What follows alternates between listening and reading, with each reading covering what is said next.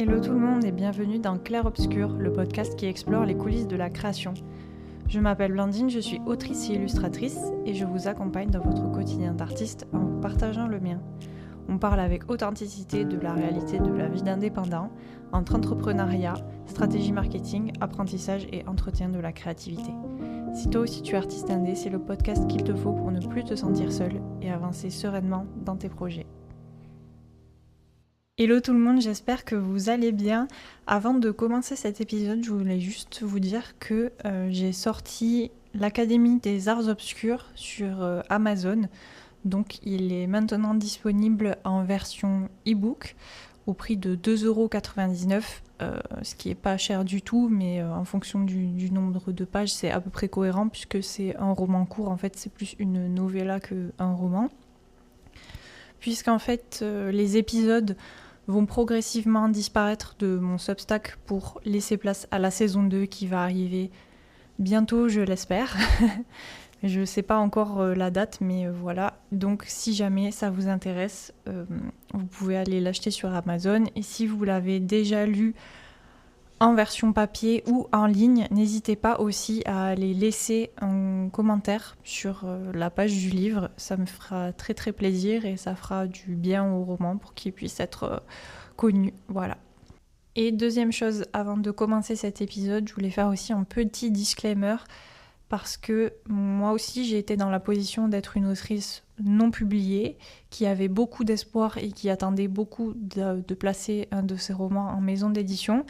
Donc je sais que ça peut être douloureux d'écouter, entre guillemets, le succès d'une autre auteurice, même s'il y a l'empathie, la satisfaction, etc. Je sais qu'il peut y avoir une part de jalousie. Moi, en tout cas, j'ai pu être jalouse ou me sentir angoissée ou oppressée par le succès de certaines autres auteuristes que je suivais sur Instagram.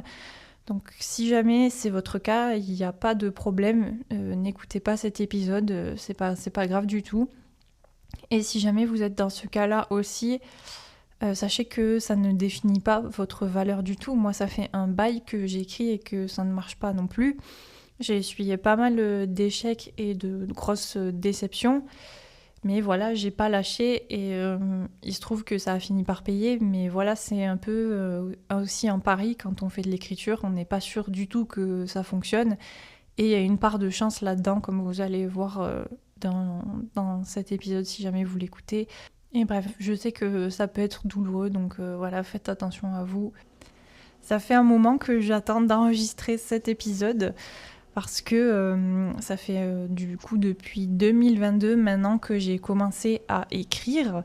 Vous savez que j'avais signé un premier contrat avec une maison d'édition associative pour Novellar en 2023, que ça s'est passé comme ça s'est passé et que finalement ça n'a pas donné lieu vraiment à une vraie carrière. D'ailleurs, c'est tellement pas donné lieu à de carrière que j'ai même pas pu publier le tome 2 de cette saga. Et honnêtement, quand j'ai terminé l'année 2023, surtout quand j'ai commencé 2024 en sachant que ça se publierait pas, j'étais un peu en mode cette carrière d'autrice est terminée. Et d'ailleurs, c'est aussi pour ça que je me suis lancée en tant qu'illustratrice de couverture de romans. Une décision sur laquelle je suis peut-être en train de revenir, mais je pense qu'on va en reparler dans un prochain épisode parce que sinon je vais encore trop me disperser. Mais ça m'a pas empêché de continuer à écrire parce que vous savez aussi que pour moi c'est un hobby et ça me fait vraiment du bien. Et là, notamment avec tout ce qui se passe dans l'actualité politique, j'en ai déjà parlé aussi la semaine dernière, je crois. Je me sens très très oppressée par l'actualité politique, tout simplement. Je trouve qu'il y a une vraie dérive fasciste sur les réseaux et dans la vie, et honnêtement ça me fait très très peur. Et c'est vrai que là je me suis relancée dans un roman et ça me permet vraiment d'évacuer toute cette négativité et de m'en sortir un peu. Donc l'écriture, ça fait vraiment partie de mon quotidien, même si là, ces derniers temps, j'avais pas beaucoup écrit, mais parce que moi, je suis quelqu'un qui a besoin d'une routine. Donc là, le fait d'être revenue chez moi après les vacances, de pouvoir me réinstaller à mon bureau et d'être bien installée avec un vrai clavier et tout, pas juste travailler à l'arrache sur mon iPad, ça me fait du bien et ça me redonne de la créativité. Mais bref, l'idée, ce serait quand même de pouvoir publier certains de ces romans parce que j'en ai déjà parlé aussi, mais pour moi, c'est important parce que j'ai pas envie de faire ça que pour le plaisir. J'ai envie que ce soit une carrière et une source de revenus. Je trouve que j'ai des choses importantes à dire et que je raconte pas trop mal les histoires que j'ai envie de raconter.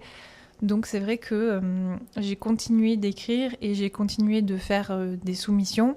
Même si du coup, en juin-juillet 2024, j'ai pris la décision d'abandonner les romans que j'avais déjà terminés, d'arrêter leur soumission parce que ça n'avait pas fonctionné depuis 2023 et de me concentrer sur du coup les 2 que j'étais en train d'écrire ou que j'avais terminés, qui sont Le secret de l'Astrolabe et Malabestia, qui ont rien à voir les 2 romans, puisqu'on a du coup un roman de fantasy adulte et une romance fantastique. J'ai terminé les 2 l'été dernier et j'ai commencé les soumissions du coup pour ces 2 romans. Et il se trouve que assez rapidement, j'ai une amie autrice, Maréva, si tu passes par là, je te fais des gros bisous, merci à toi encore, qui m'a dit que son éditrice actuelle cherchait des romans.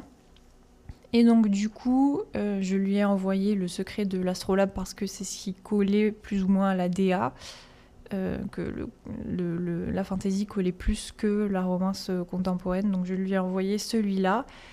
Et ça a été très très rapide. Je lui ai envoyé fin septembre, je crois que c'était le 20 septembre. Et mi-octobre, j'avais une réponse positive. Et une réponse très positive en plus, puisqu'elle m'a dit que ça avait été un coup de cœur, qu'elle avait adoré les personnages, etc. Et qu'elle envisageait de me faire signer un contrat d'édition. Je vais pas pouvoir rentrer trop dans les détails dans cet épisode parce que en fait, on a signé le contrat en début d'année et pas du tout en octobre quand on a eu cette discussion.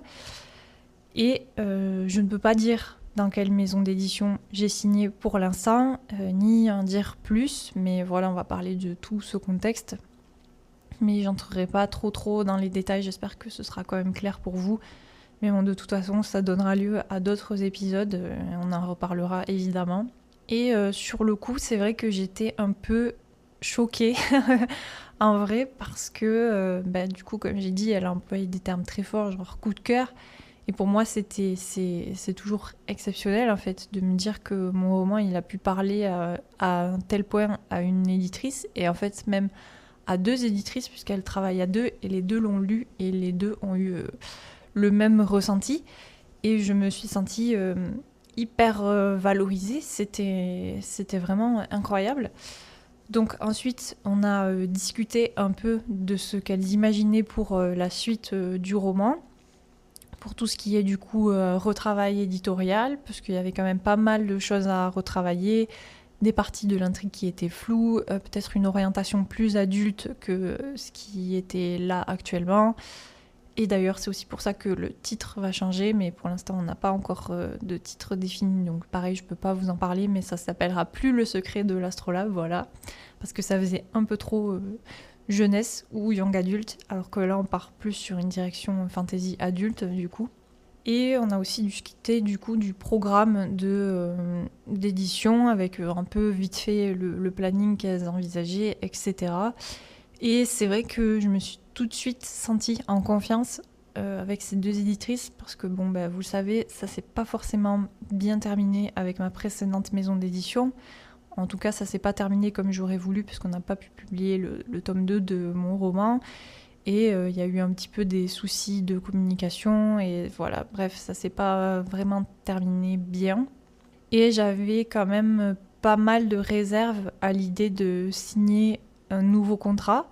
Parce que j'avais pas envie de m'embarquer dans une aventure qui serait encore foireuse, entre guillemets, dans le sens où j'avais pas envie de mettre des espoirs dans quelque chose pour après être déçue.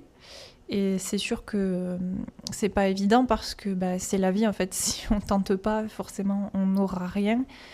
Mais donc, c'est vrai que, en plus, je suis quelqu'un de très très pragmatique et aussi quelqu'un d'assez pessimiste en vrai dans la vie. Et en tout cas, je suis quelqu'un qui croit que ce qu'elle voit, et tant que les choses ne sont pas actées, pour moi, ça n'existe pas. Et donc là, on était en discussion. Mais elles m'ont dit tout de suite qu'on ne signerait pas le contrat tout de suite pour plein de raisons que je ne vais pas évoquer parce que ça n'a pas d'importance. Donc du coup, dans ma tête, je me suis dit bon, super, mais peut-être que ça va pas se faire. Et donc j'en ai parlé à personne jusqu'à ce que ça se fasse. Enfin, j'en ai parlé juste à mon mec et à ma meilleure amie parce que j'étais aussi chez elle pendant que je faisais la réécriture. Donc voilà, je lui ai dit sur quoi je travaillais, mais j'ai mis beaucoup de réserves à tout ça parce que je savais qu'il n'y avait pas de contrat signé. Donc techniquement, il n'y avait pas d'engagement et il y avait juste une promesse, mais bon, il n'y avait rien qui m'indiquait que ça allait être tenu. Même si, de ce que j'avais pu voir pendant nos échanges par mail, et on a fait aussi une vidéo, les deux éditrices étaient vraiment très pro, très investies, très engagées. Enfin, il n'y avait rien qui me laissait supposer que ça n'allait pas se faire. Mais voilà, comme je vous dis, je suis de nature très prudente et je veux pas mettre la charrue avant les bœufs quand il n'y a pas de matière à le faire. Donc là, j'étais en mode, bon, c'est bien, mais peut-être que... Et donc, j'ai porté ça de octobre à janvier, un peu en mode, je sais pas, mitigé. J'étais à la fois, genre, trop contente, ravie et tout, surtout que je me raccrochais vraiment à ce truc de coup de cœur qu'elle m'avait dit, qui est pour moi vraiment exceptionnel. Enfin, vraiment, j'en revenais pas, quoi, quand elles m'ont dit ça. Et en même temps, de me dire, bon, il faut se calmer parce que peut-être qu'il y aura des choses qui vont faire que ça va pas se faire, il n'y a pas de contrat. Elle m'avait envoyé un modèle de contrat pour voir à quoi ça ressemblait. Donc j'avais déjà des idées et je savais que ça me convenait parce que moi, il y avait un truc aussi que je ne voulais plus refaire. C'était une campagne de financement participatif. Et c'est vrai que la question a pu se poser à un moment donné et moi, vraiment, je voulais pas. Et quand j'ai vu du coup le modèle de contrat et que c'était pas du tout envisagé, qu'on était vraiment sur une édition traditionnelle, entre guillemets, de maison d'édition classique, avec un tirage à un certain nombre d'exemplaires, puis une diffusion en librairie, ça m'a rassurée aussi parce que voilà, je voulais pas du tout reproduire ce que j'avais déjà fait avec Nolvelar. Je voulais m'investir dans une maison d'édition qui allait pouvoir porter mon roman, qui croyait en mon roman et qui avait un intérêt aussi, entre guillemets, à ce que le roman fonctionne bien. Et je l'ai bien senti dans ce que m'ont dit les deux éditrices, que pour elles c'était vraiment important, mais pour la maison d'édition, mais aussi pour le texte, parce qu'elles y croient vraiment, tout simplement. Et ça m'a beaucoup rassurée. Et c'est pour ça que, tout simplement, j'ai accepté d'attendre jusqu'à janvier pour signer le contrat. On a commencé à faire un travail édito en amont du contrat.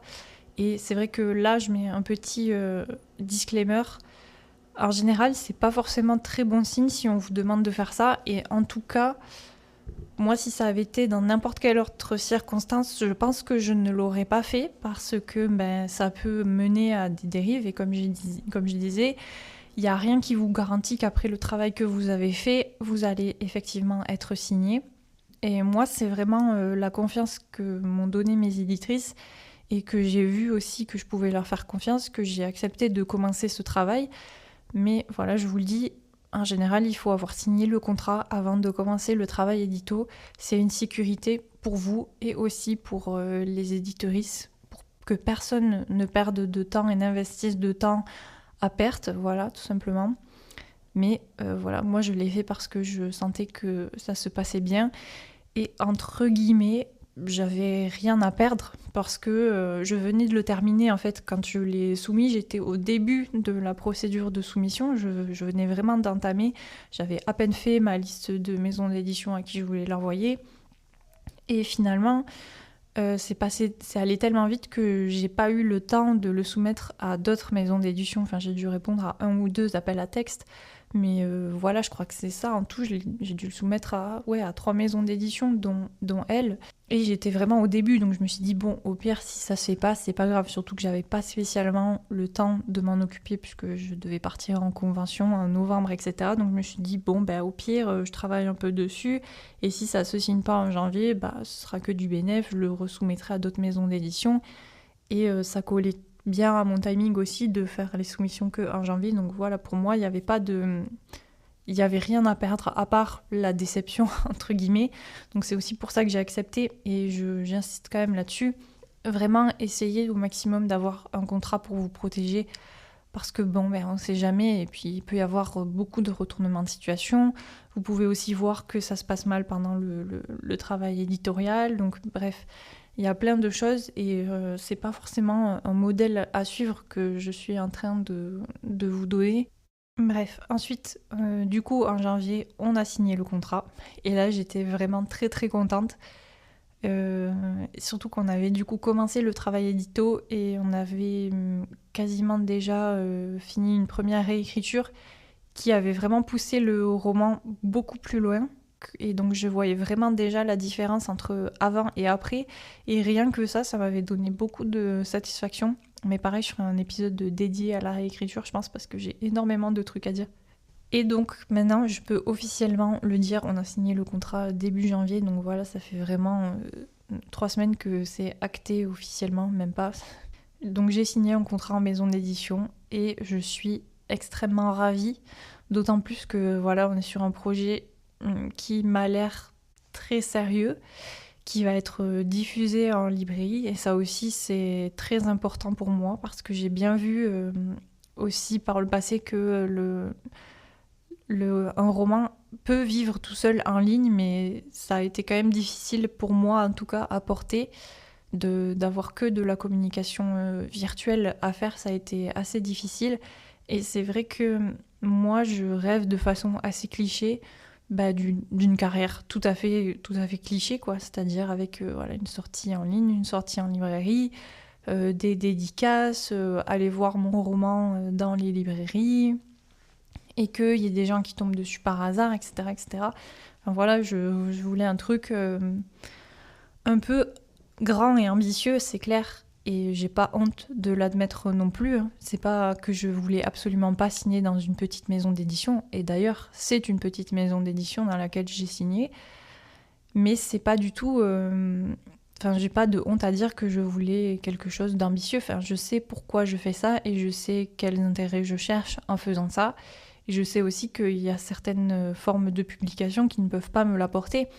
Par exemple, l'auto-édition, ça ne peut pas m'apporter ce que je recherche, en tout cas pour l'instant, et dans la façon que moi j'ai de l'envisager, parce que j'ai un gros problème avec la communication en général.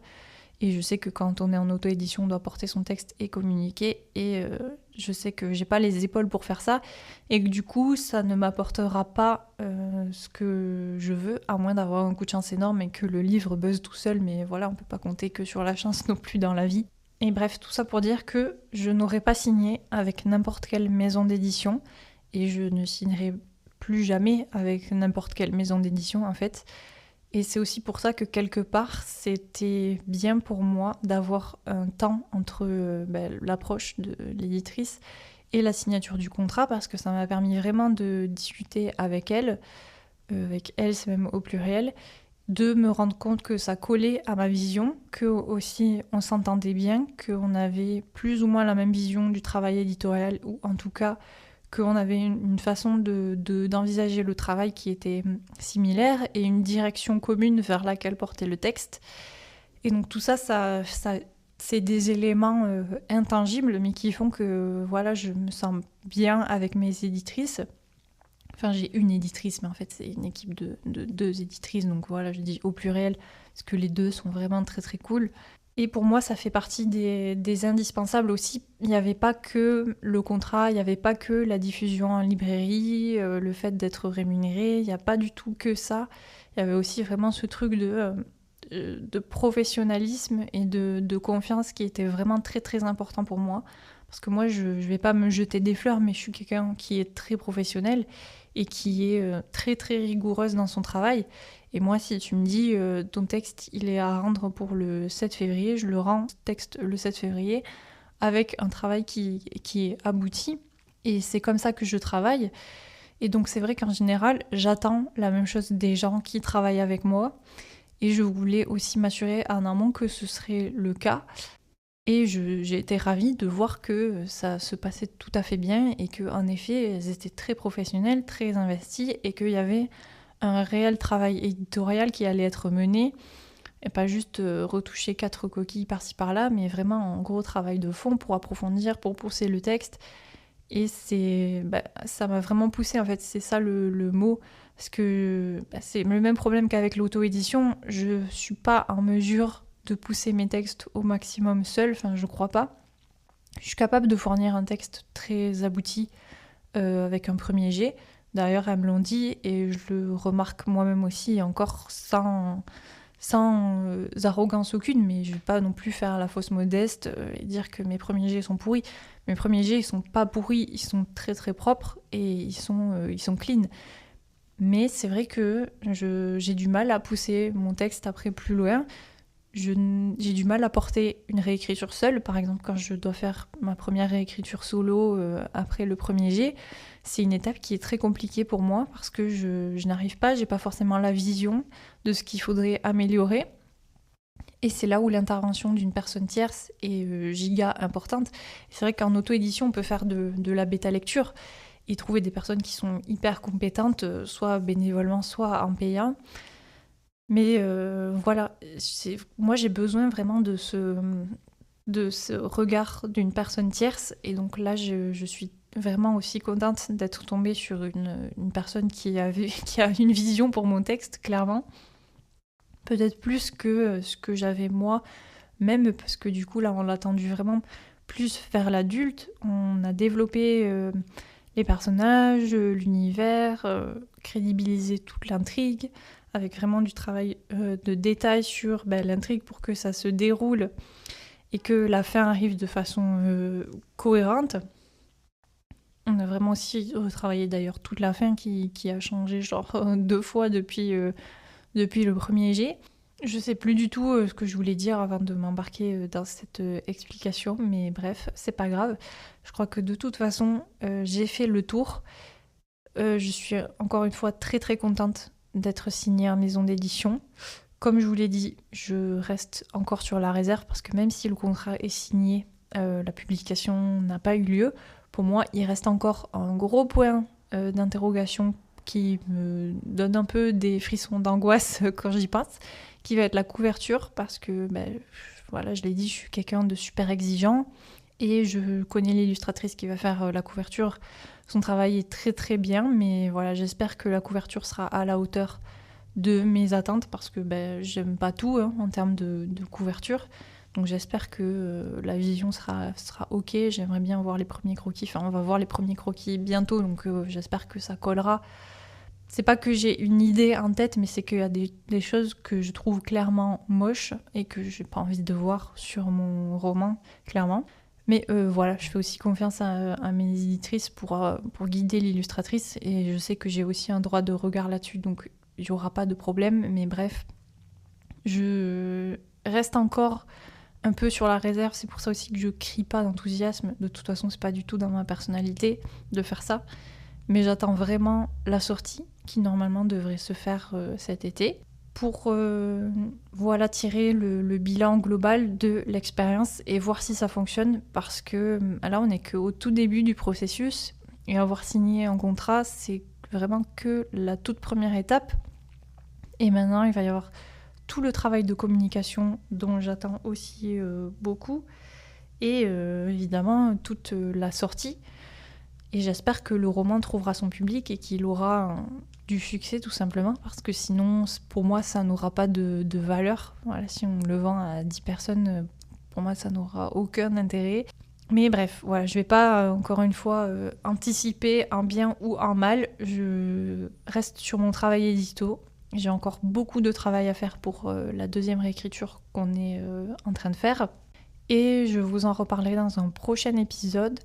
puisque cet épisode est le dernier épisode hebdomadaire que vous allez entendre avant un petit temps, parce que en février, je me lance dans un projet que j'ai appelé le Févricast sur mon tableau Notion, où je vais publier un épisode de podcast par jour.